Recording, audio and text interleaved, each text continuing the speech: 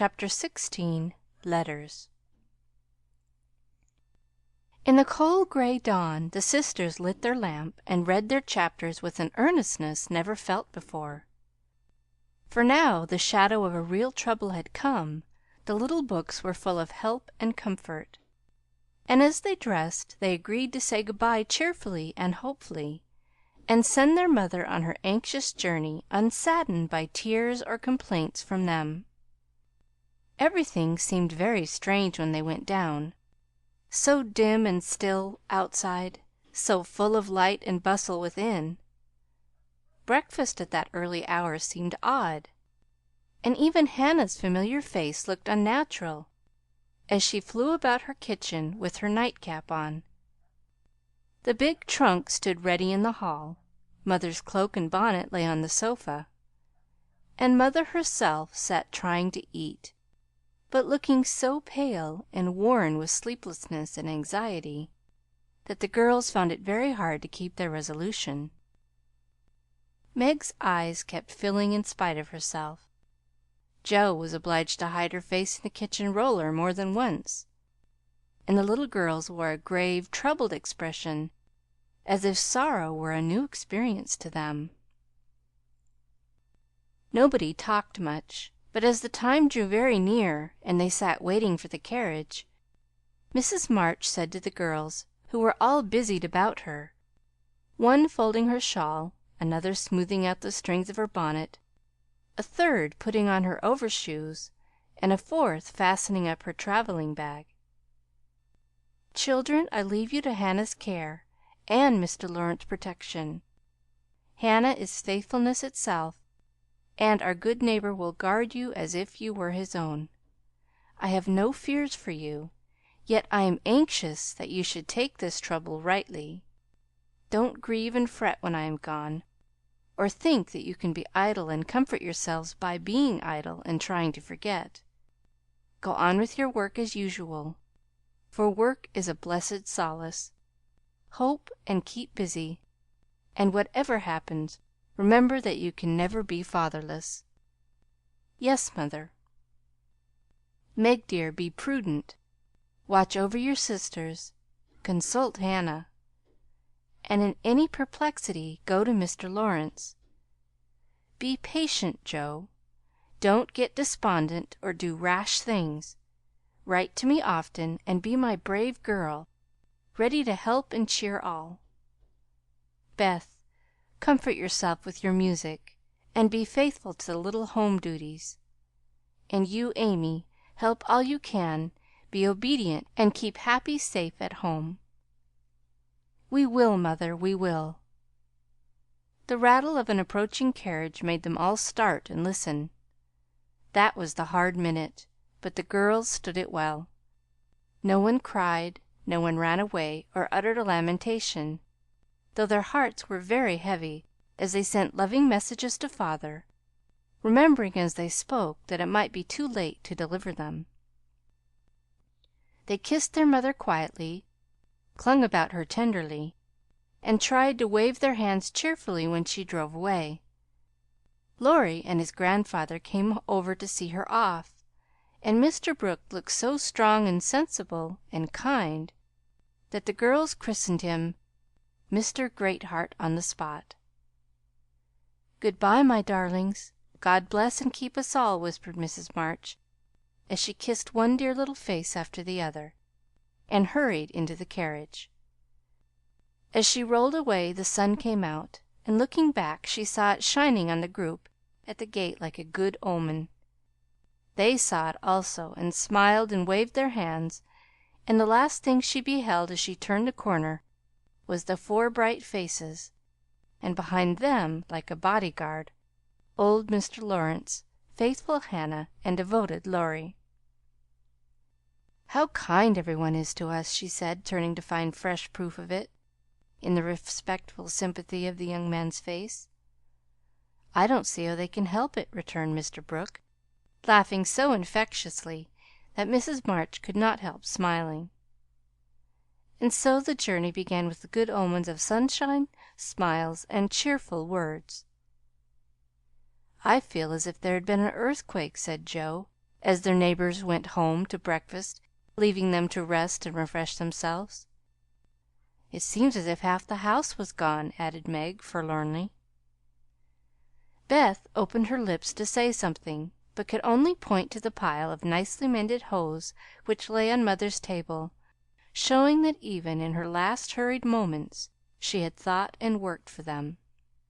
It was a little thing, but it went straight to their hearts, and in spite of their brave resolutions they all broke down and cried bitterly.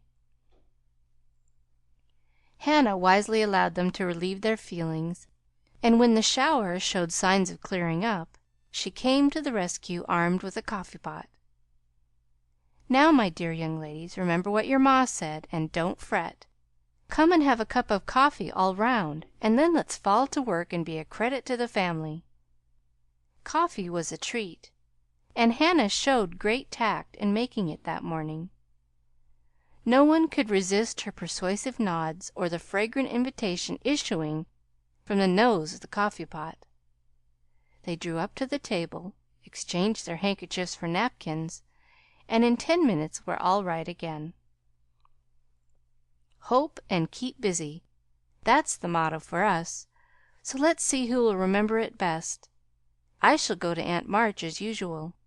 Oh, won't she lecture, though!" said Jo, as she sipped with returning spirit. "I shall go to my King's, though I'd much rather stay at home and attend to things here," said Meg, wishing she hadn't made her eyes so red. "No need of that. Beth and I can keep house perfectly well," put in Amy, with an important air.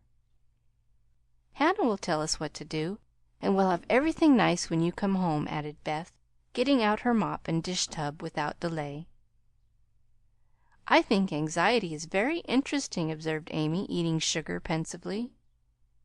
The girls couldn't help laughing, and felt better for it, though Meg shook her head at the young lady who could find consolation in a sugar bowl. The sight of the turnovers made Jo sober again, and when the two went out to their daily tasks they looked sorrowfully back at the window where they were accustomed to see their mother's face. It was gone, but Beth had remembered the little household ceremony, and there she was, nodding away at them like a rosy faced mandarin. "That's so like my Beth," said Jo, waving her hat with a grateful face. "Good bye, Meggie. I hope the Kings won't strain to day. Don't fret about father, dear," she added, as they parted. "And I hope Aunt March won't croak. Your hair is becoming, and it looks very boyish and nice," returned Meg, trying not to smile at the curly head, which looked comically small on her tall sister's shoulders. "That's my only comfort." And touching her hat a la Laurie, away went Jo, feeling like a shorn sheep on a wintry day. News from their father comforted the girls very much, for though dangerously ill, the presence of the best and tenderest of nurses had already done him good. Mr. Brooke sent a bulletin every day, and as the head of the family, Meg insisted on reading the dispatches, which grew more cheerful as the week passed. At first every one was eager to write, and plump envelopes were carefully poked into the letter box by one or other of the sisters, who felt rather important with their Washington correspondence. As one of these packets contained characteristic notes from the party, we will rob an imaginary mail and read them. My dearest Mother, it is impossible to tell you how happy your last letter made us, for the news was so good we couldn't help laughing and crying over it. How very kind Mr. Brooke is, and how fortunate that Mr. Lawrence's business detains him near you so long, since he is so useful to you and father. The girls are all as good as gold. Jo helps me with the sewing, and insists on doing all sorts of hard jobs. I should be afraid she might overdo if I didn't know her moral fit wouldn't last long. Beth is as regular about her tasks as a clock, and never forgets what you told her. She grieves about father, and looks sober except when she is at her little piano. Amy minds me nicely, and I take great care of her. She does her own hair, and I am teaching her to make buttonholes and mend her stockings. She tries very hard, and I know you will be pleased with her improvement when you come. Mr. Lawrence watches over us like a motherly old hen, as Joe says, and Laurie is very kind and neighborly. He and Joe keep us merry, for we get pretty blue sometimes, and feel like orphans with you so far away. Hannah is a perfect saint. She does not scold at all, and always calls me Miss Margaret, which is quite proper, you know, and treats me with respect. We are all well and busy, but we long day and night to have you back. Give my dearest love to Father, and believe me your ever own Meg. This note, prettily written on scented paper, was a great contrast to the next, which was scribbled on a big sheet of thin foreign paper, ornamented with blots and all manners of flourishes and curly-tailed letters. My precious Marmee, 3 cheers for dear Father. Brooke was a trump to telegraph right off, and let us know the minute he was better. I rushed up garret when the letter came, and tried to thank God for being so good to us, but I could only cry and say, I'm glad, I'm glad. Didn't that do as well as a regular prayer? For I felt a great many in my heart. We have such funny times, and now I can enjoy them, for everyone is so desperately good, it's like living in a nest of turtle doves. You'd laugh to see Meg head the table and try to be motherish. She gets prettier every day, and I'm in love with her sometimes. The children are regular archangels, and well, I'm Joe, and I'll never be anything else. Oh, I must tell you that I came near having a quarrel with Laurie. I freed my mind about a silly little thing, and he was offended. I was right, but didn't speak as I ought, and he marched home saying he wouldn't come again till I begged pardon. I declared I wouldn't, and got mad. It lasted all day. I felt bad and wanted you very much. Laurie and I are both so proud it's hard to beg pardon. But I thought he'd come to it, for I was in the right. He didn't come, and just at night I remembered what you said when Amy fell into the river. I read my little book, felt better, resolved not to let the sun set on my anger, and ran over to tell Laurie I was sorry. I met him at the gate coming for the same thing. We both laughed, begged each other's pardon, and felt all good and comfortable again. I made a poem yesterday when I was helping Hannah wash, and as Father likes my silly little things, I put it in to amuse him. Give him my lovingest hug that ever was, and kiss yourself a dozen times for your topsy-turvy Joe. A Song from the Suds. Queen of my tub, I merrily sing, while the white foam rises high, and sturdily wash, and rinse, and wring, and fasten the clothes to dry. Then out in the free, fresh air they swing, under the sunny sky. I wish we could wash from our hearts and souls the stains of the week away, and let water and air by their magic make ourselves as pure as they. Then on the earth there would be indeed a glorious washing day. Along the path of a useful life will heart cease ever bloom. The busy mind has no time to think of sorrow or care or gloom, and anxious thoughts may be swept away as we bravely wield a broom. I am glad a task to me is given, to labor at day by day, for it brings me health and strength and hope, and I cheerfully learn to say, head you may think, heart you may feel, but hand you shall work away. Dear Mother, there is only room for me to send my love and some pressed pansies from the root I have been keeping safe in the house for Father to see. I read every morning, try to be good all day, and sing myself to sleep with Father's tune.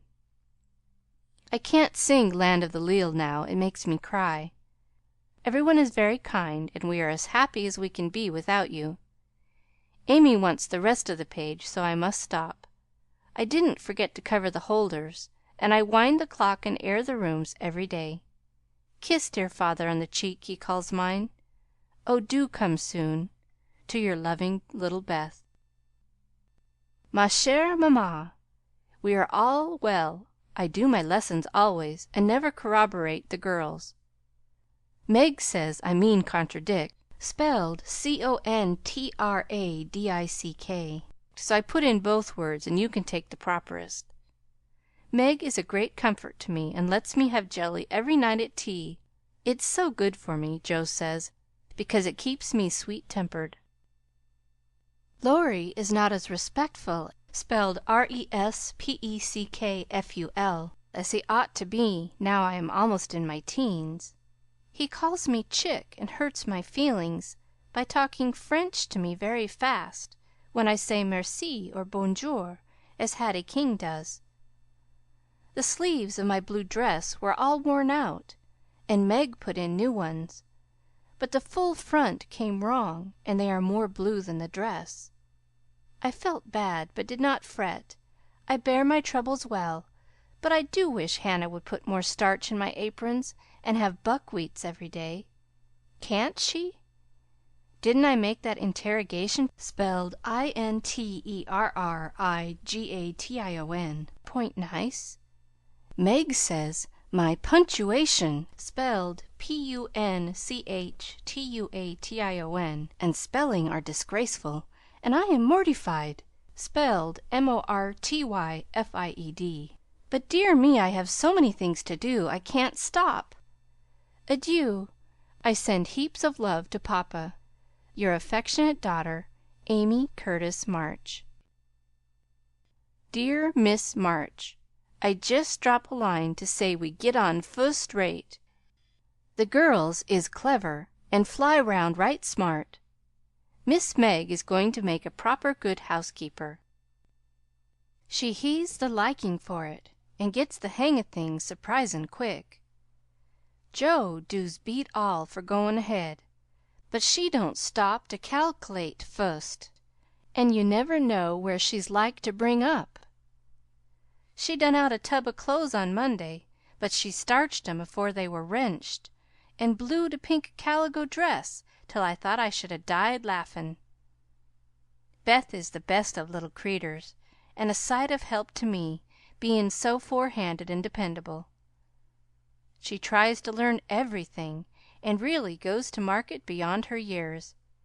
Likewise keeps accounts, with my help, quite wonderful. We have got on very economical so fur. I don't let the girls have coffee only once a week, accordin' to your wish, and keep 'em on plain wholesome vittles. Amy does well without frettin', wearin' her best clothes and eatin' sweet stuff. Mr. Lorry is as full of dittos as usual, and turns the house upside down frequent, but he heartens the girls so I let him have full swing. The old gentleman sends heaps of things, and is rather wearyin', but means wal, and it ain't my place to say nothin'. My bread is riz, so no more at this time. I send my duty to Mr. March, and hope he's seen the last of his pewmonia. Yours respectful, Hannah Mullet. Head Nurse of Ward No. 2.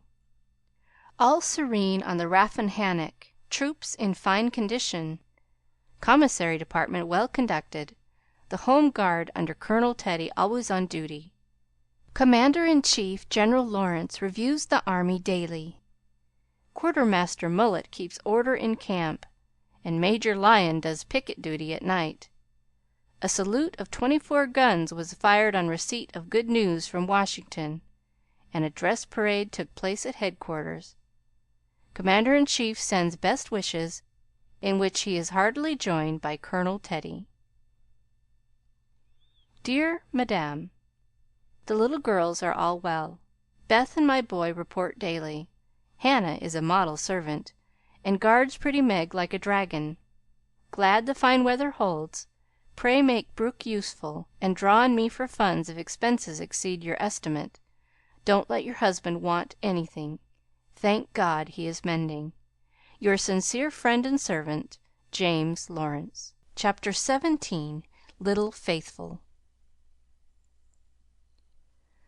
For a week the amount of virtue in the old house would have supplied the neighborhood. It was really amazing. for everyone seemed in a heavenly frame of mind, and self-denial was all the fashion. Relieved of their first anxiety about their father, the girls insensibly relaxed their praiseworthy efforts a little, and began to fall back into old ways.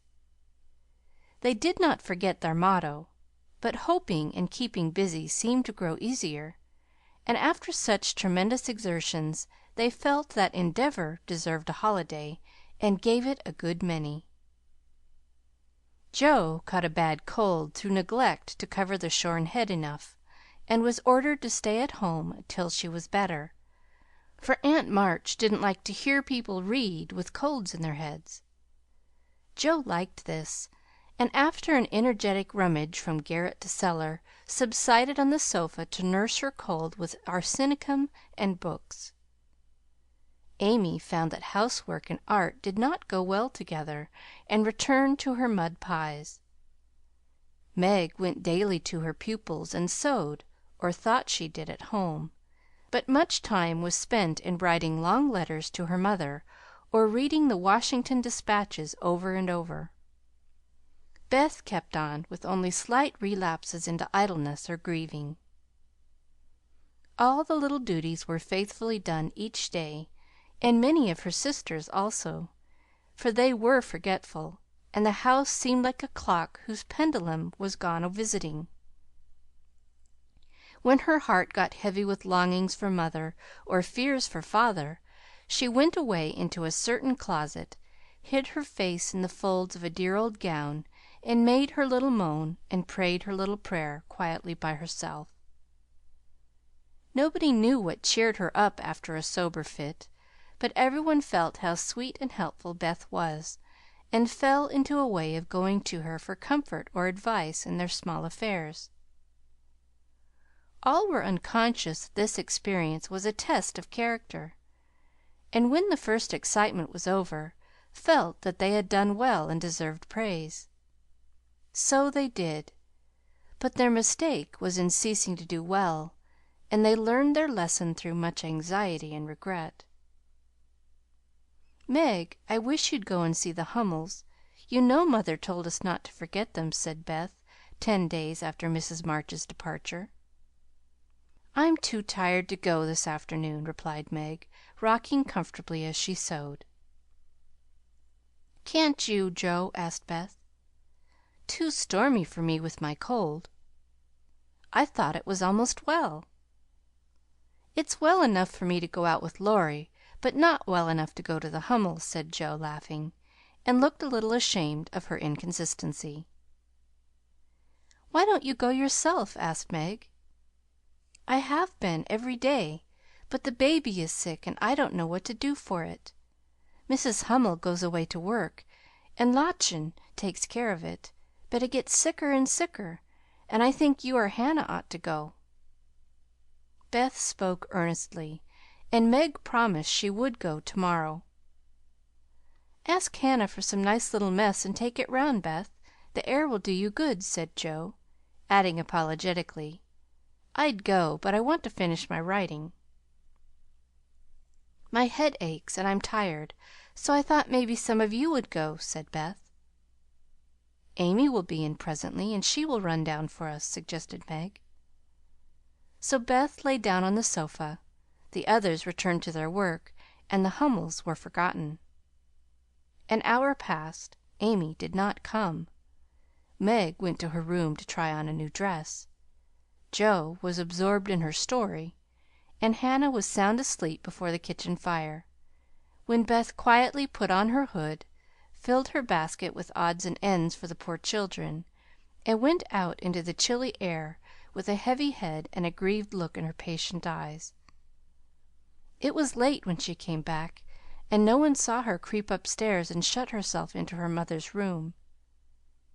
Half an hour after, Jo went to mother's closet for something, and there found little Beth sitting on the medicine chest looking very grave, with red eyes and a camphor bottle in her hand. "Christopher Columbus, what's the matter?" cried Jo, as Beth put out her hand as if to warn her off, and asked quickly, "You've had the scarlet fever, haven't you?" Years ago, when Meg did. Why?" "Then I'll tell you. Oh, Joe, the baby's dead!" "What baby?" "Mrs. Hummel's. It died in my lap before she got home," cried Beth, with a sob. "My poor dear, how dreadful for you! I ought to have gone," said Joe, taking her sister in her arms as she sat down in her mother's big chair, with a remorseful face. "It wasn't dreadful, Joe, only so sad. I saw it in a minute it was sicker, but Lottchen said her mother had gone for a doctor, so I took baby and let Lottie rest.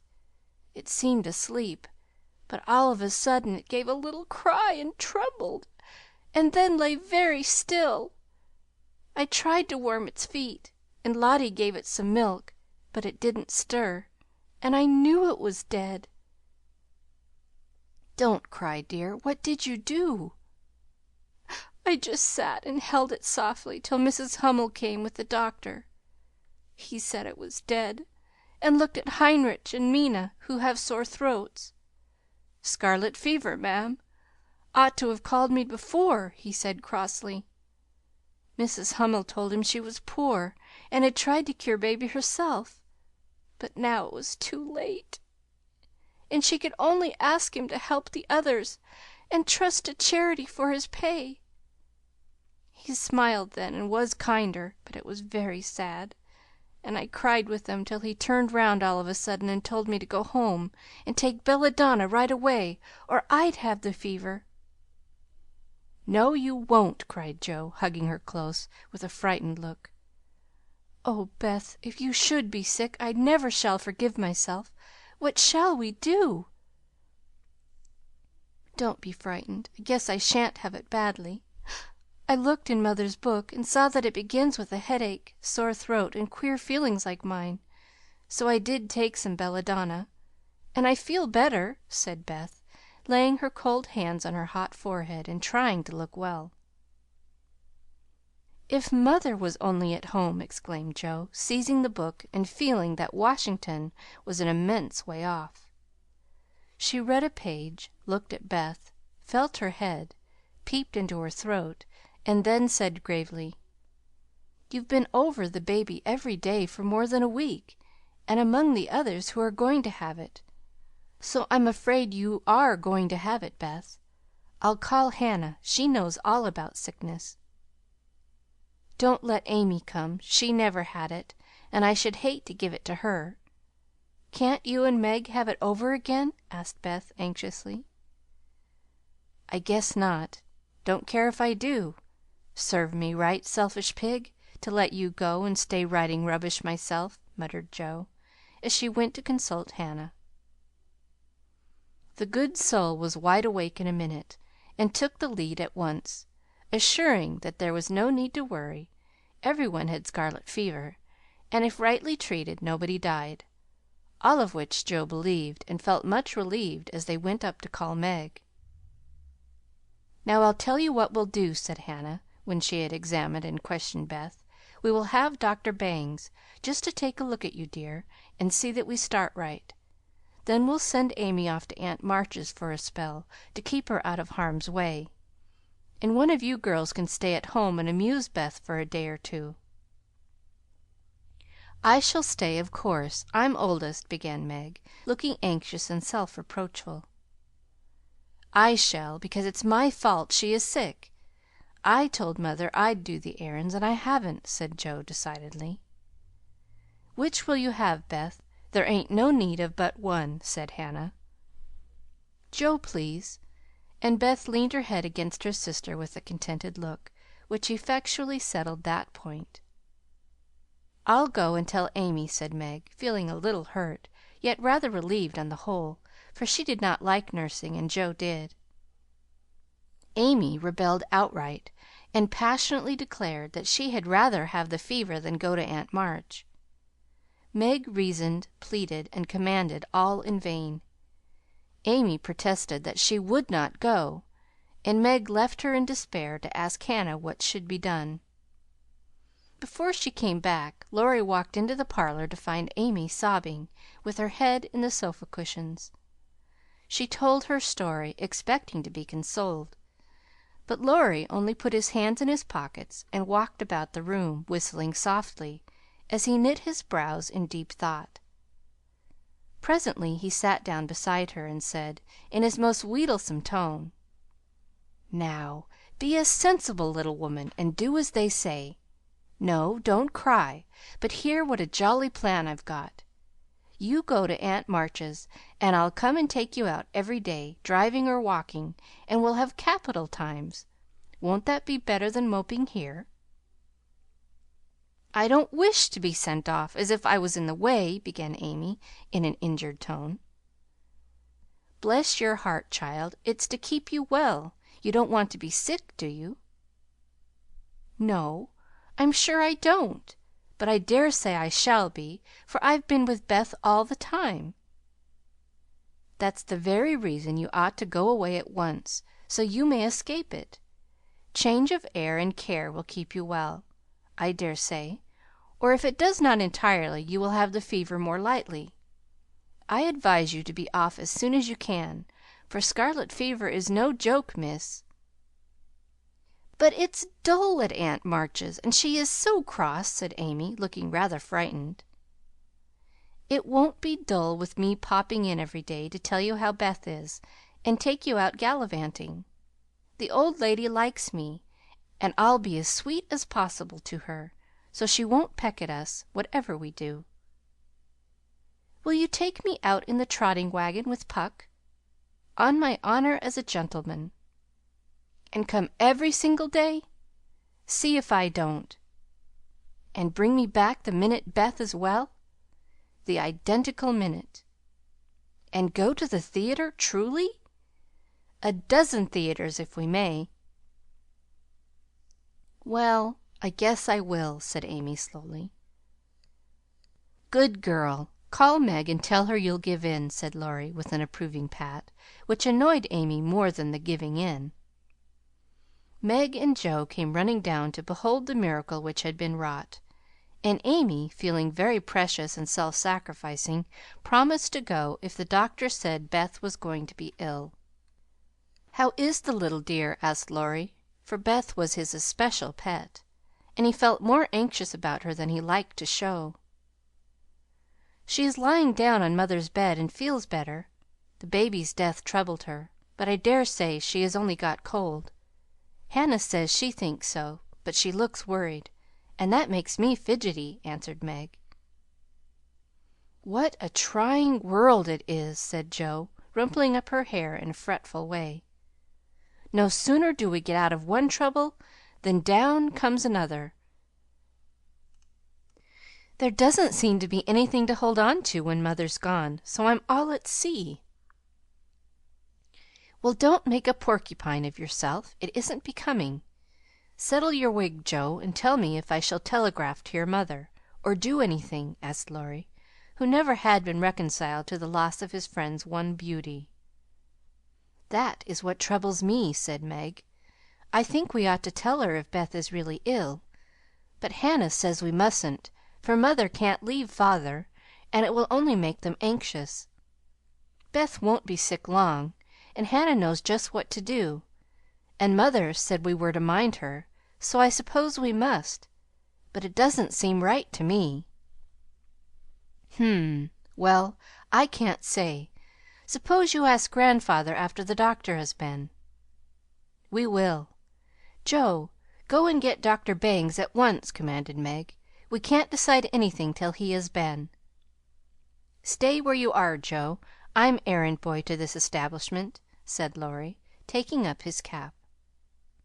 "I'm afraid you are busy," began Meg. "No, I've done my lessons for the day." "Do you study in vacation time?" asked Joe. "I followed the good example my neighbors set me," was Laurie's answer, as he swung himself out of the room. "I have great hopes for my boy," observed Joe, watching him fly over the fence with an approving smile. "He does very well for a boy," was Meg's somewhat ungracious answer, for the subject did not interest her. Dr. Bangs came, said Beth had symptoms of the fever, but he thought she would have it lightly, though he looked sober over the Hummel story. Amy was ordered off at once, and provided with something to ward off danger. She departed in great state, with Joe and Laurie as escort.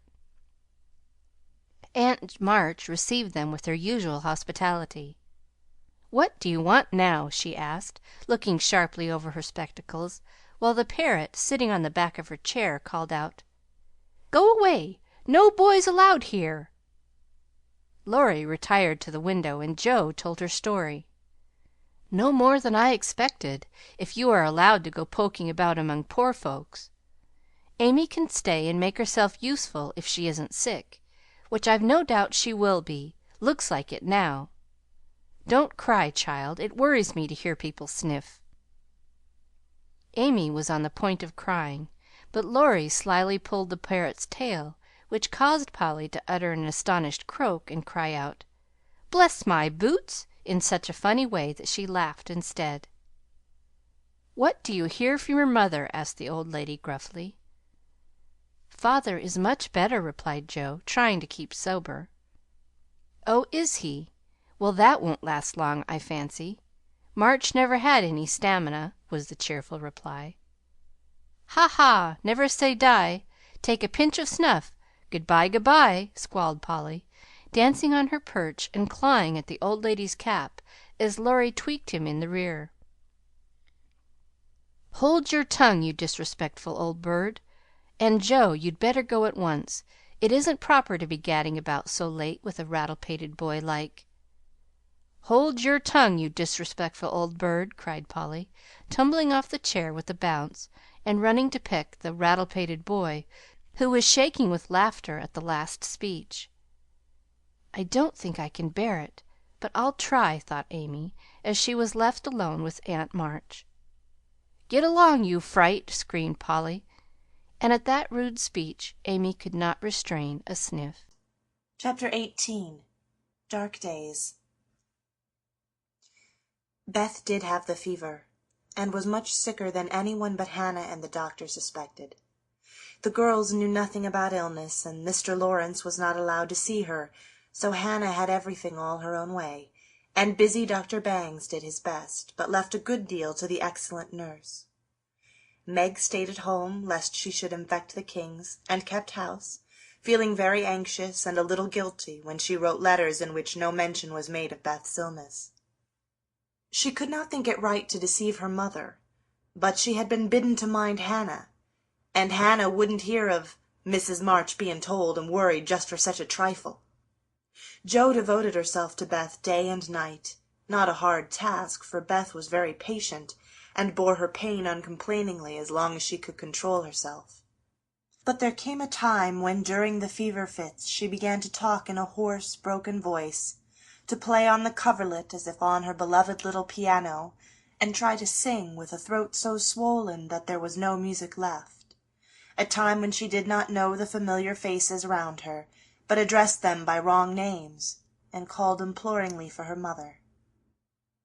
Then Jo grew frightened. Meg begged to be allowed to write the truth, and even Hannah said she would think of it, though there was no danger yet. A letter from Washington added to their trouble, for Mr. March had had a relapse, and could not think of coming home for a long while. How dark the days seemed now, how sad and lonely the house, and how heavy were the hearts of the sisters as they worked and waited, while the shadow of death hovered over the once happy home. Then it was that Margaret, sitting alone with tears dropping often on her work, felt how rich she had been in things more precious than any luxuries money could buy, in love, protection, peace, and health, the real blessings of life. Then it was that Jo, living in the darkened room with that suffering little sister always before her eyes, and that pathetic voice sounding in her ears, learned to see the beauty and the sweetness of Beth's nature, to feel how deep and tender a place she filled in all hearts, and to acknowledge the worth of Beth's unselfish ambition to live for others, and make home happy by the exercise of those simple virtues which all may possess, and which all should love and value more than talent, wealth, or beauty. and Amy, in her exile, longed eagerly to be at home, that she might work for Beth, feeling now that no service would be hard or irksome, and remembering with regretful grief how many neglected tasks those willing hands had done for her. Laurie haunted the house like a restless ghost, and Mr. Lawrence locked the grand piano because he could not bear to be reminded of the young neighbor who used to make the twilight pleasant for him. Everyone missed Beth. The milkman, baker, grocer, and butcher inquired how she did. Poor Mrs. Hummel came to beg pardon for her thoughtlessness, and to get a shroud for Minna. The neighbors sent all sorts of comforts and good wishes, and even those who knew her best were surprised to find how many friends shy little Beth had made. Meanwhile she lay on her bed with old Joanna at her side, for even in her wanderings she did not forget her forlorn protégée. She longed for her cats, but would not have them brought, lest they should get sick, and in her quiet hours she was full of anxiety about Joe. She sent loving messages to Amy, bade them tell her mother that she would write soon, and often begged for pencil and paper to try to say a word, that father might not think she had neglected him. But soon even these intervals of consciousness ended, and she lay hour after hour tossing to and fro, with incoherent words on her lips, or sank into a heavy sleep which brought her no refreshment. Dr. Bangs came twice a day. Hannah sat up at night. Meg kept a telegram in her desk all ready to send off at any minute, and Joe never stirred from Beth's side. The 1st of December was a wintry day indeed to them, for a bitter wind blew, snow fell fast, and the year seemed getting ready for its death.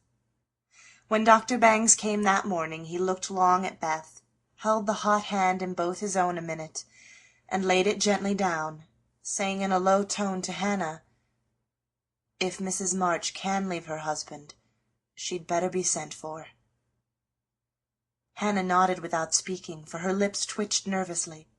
Meg dropped down into a chair as the strength seemed to go out of her limbs at the sound of those words, and Joe, after standing with a pale face for a minute, ran to the parlor, snatched up the telegram, and throwing on her things, rushed out into the storm.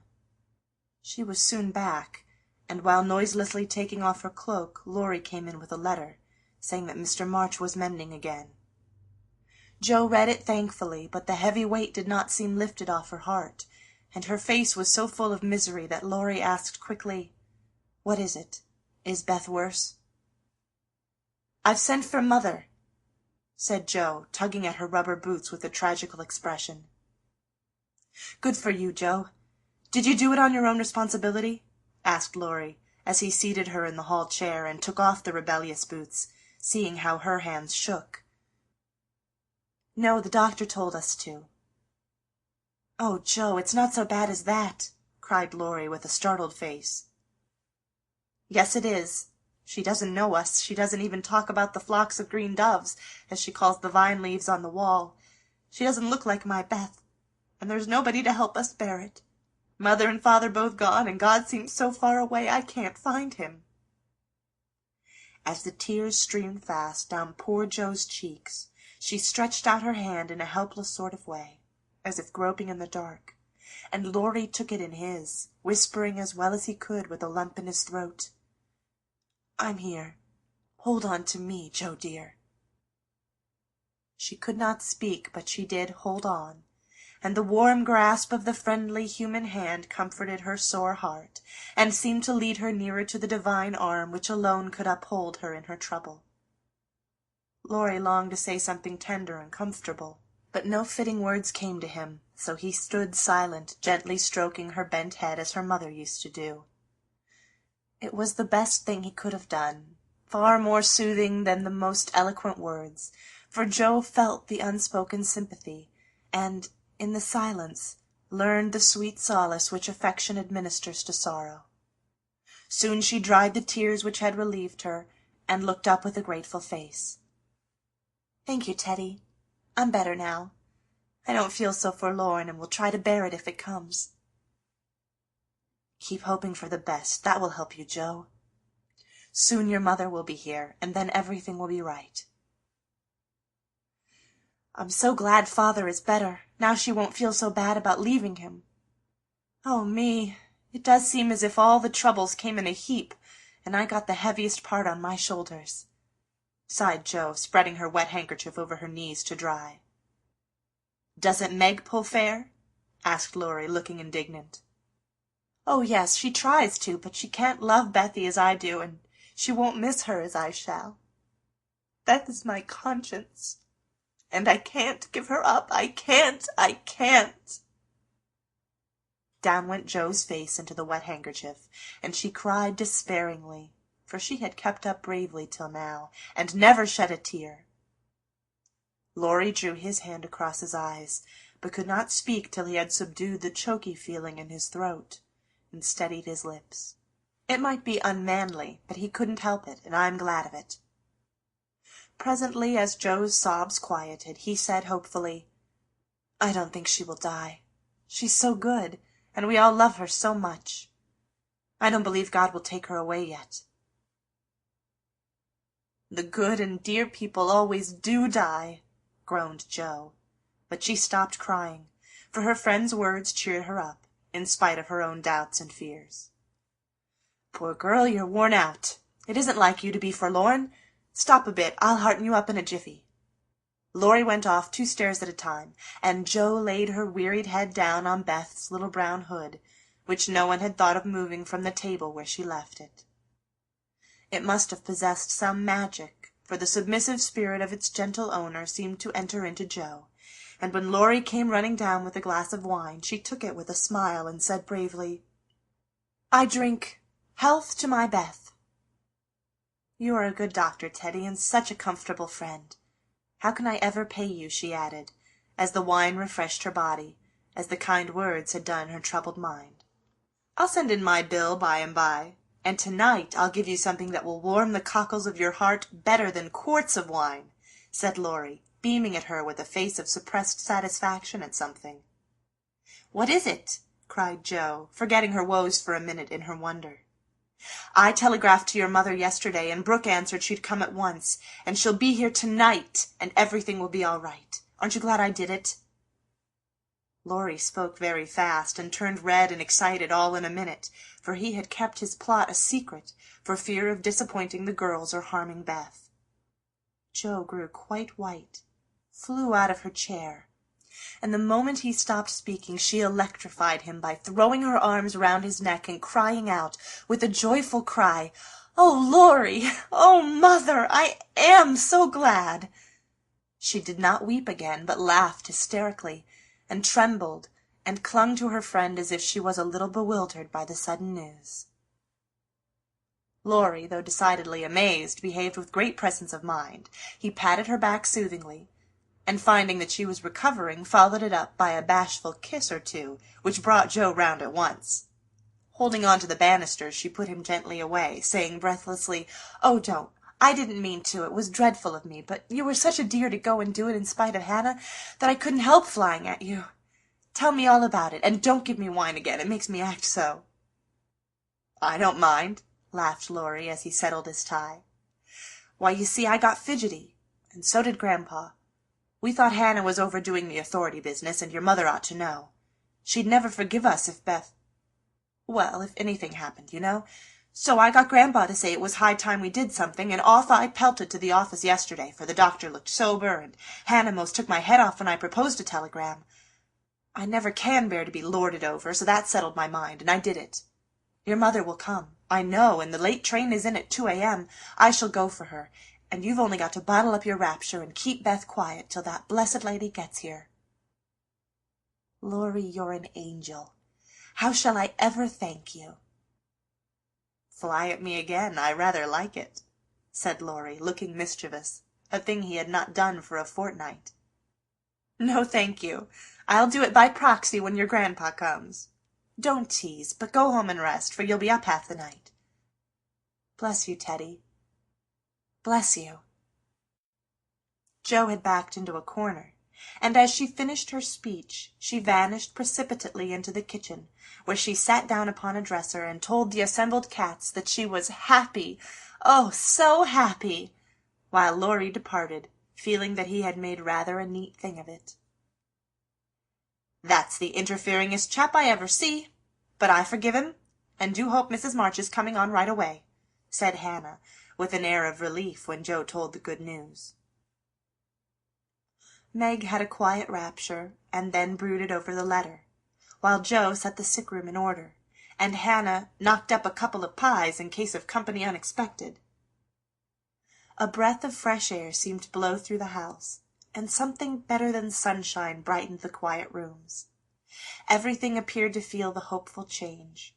Beth's bird began to chirp again, and a half-blown rose was discovered on Amy's bush in the window. The fires seemed to burn with unusual cheeriness, and every time the girls met, their pale faces broke into smiles as they hugged one another, whispering encouragingly, "Mother's coming, dear. Mother's coming." Everyone rejoiced but Beth.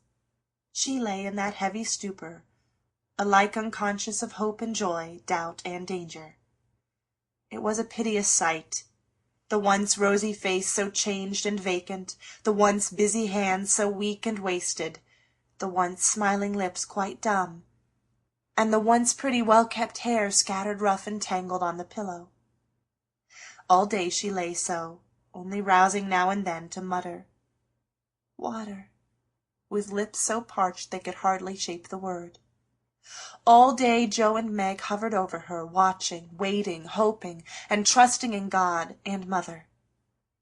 And all day the snow fell, the bitter wind raged, and the hours dragged slowly by. But night came at last, and every time the clock struck, the sisters, still sitting on either side of the bed, looked at each other with brightening eyes, for each hour brought help nearer. The doctor had been in to say that some change, for better or worse, would probably take place about midnight, at which time he would return. Hannah, quite worn out, lay down on the sofa at the bed's foot and fell fast asleep. Mr. Lawrence marched to and fro in the parlor, feeling that he would rather face a rebel battery than Mrs. March's anxious countenance as she entered. Laurie lay on the rug, pretending to rest, but staring into the fire with the thoughtful look which made his black eyes beautifully soft and clear. The girls never forgot that night, for no sleep came to them as they kept their watch, with that dreadful sense of powerlessness which comes to us in hours like those. "If God spares Beth, I will never complain again," whispered Meg earnestly. "If God spares Beth, I'll try to love and serve him all my life," answered Joe with equal fervor. "I wish I had no heart, it aches so," sighed Meg after a pause. "If life is often as hard as this, I don't see how we shall ever get through it," added her sister despondently. Here the clock struck 12, and both forgot themselves in watching Beth, for they fancied a change passed over her wan face. The house was still as death, and nothing but the wailing of the wind broke the deep hush. Weary Hannah slept on, and no one but the sisters saw the pale shadow which seemed to fall upon the little bed. An hour went by, and nothing happened except Laurie's quiet departure for the station. Another hour. Still no one came, and anxious fears of delay in the storm, or accidents by the way, or, worst of all, a great grief at Washington, haunted the poor girls.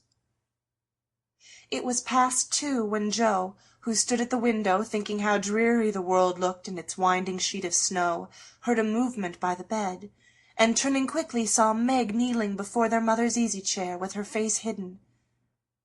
A dreadful fear passed coldly over Joe, as she thought, "Beth is dead, and Meg is afraid to tell me." She was back at her post in an instant, and to her excited eyes a great change seemed to have taken place. The fever flush and the look of pain were gone, and the beloved little face looked so pale and peaceful in its utter repose that Joe felt no desire to weep or to lament. Leaning low over this dearest of her sisters, she kissed the damp forehead with her heart on her lips, and softly whispered, "Good-bye, my Beth.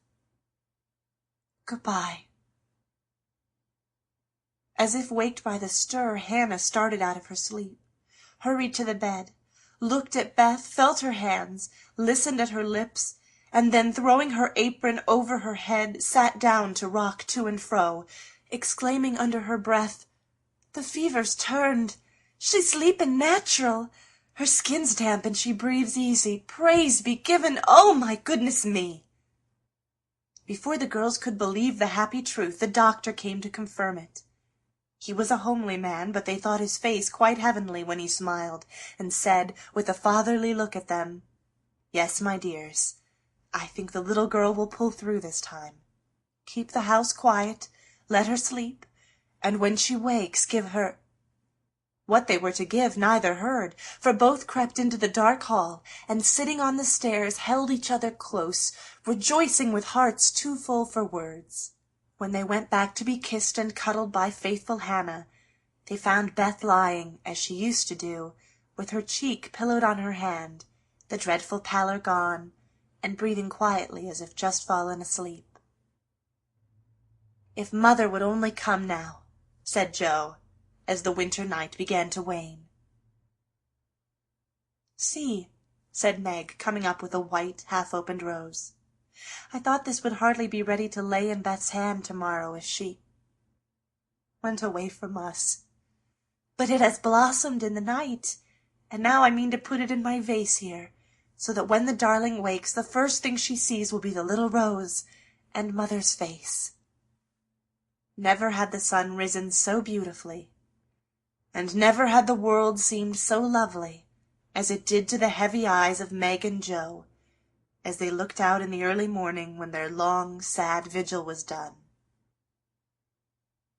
"It looks like a fairy world," said Meg, smiling to herself as she stood behind the curtain, watching the dazzling sight. "Hark!" cried Joe, starting to her feet. Yes, there was a sound of bells at the door below, a cry from Hannah, and then Laurie's voice, saying in a joyful whisper, "Girls, she's come! She's come!" End of chapter 18.